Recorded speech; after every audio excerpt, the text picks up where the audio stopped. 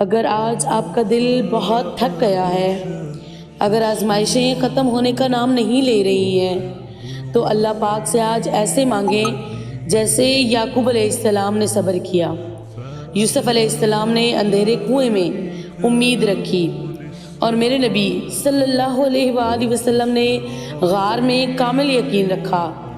شاید یہی وہ لمحہ ہو جب اللہ پاک آپ کی دعا سن لے۔ صرف ایک آمین، صرف آمین۔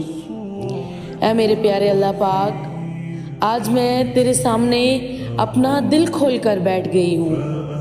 میں کمزور ہوں میرے مالک، تھکی ہوئی ہوں، مگر امید ابھی بھی تیری رحمت سے ہے۔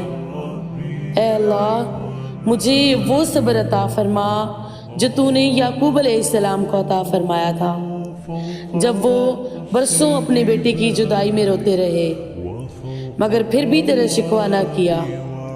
اے میرے رب، مجھے وہ حوصلہ عطا فرما جو تو نے یوسف علیہ السلام کو عطا فرمایا، جب وہ اندھیرے کنویں میں تنہا تھے مگر انہیں یقین تھا کہ میرا اللہ پاک میرے ساتھ ہے۔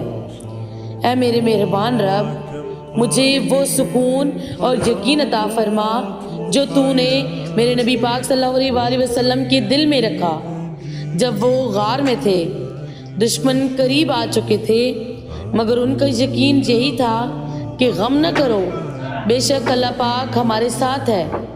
یا اللہ پاک، میں بھی آج اسی یقین کے ساتھ تیرے در پر آئی ہوں۔ میرے دل کے بوجھ کو ہلکا کر دے میرے مالک، میری مشکلیں آسان فرما دے، اور میرے دل میں وہ صبر پیدا کر دے جو تیرے نیک بندوں کو ملا تھا۔ آمین یا رب العالمین۔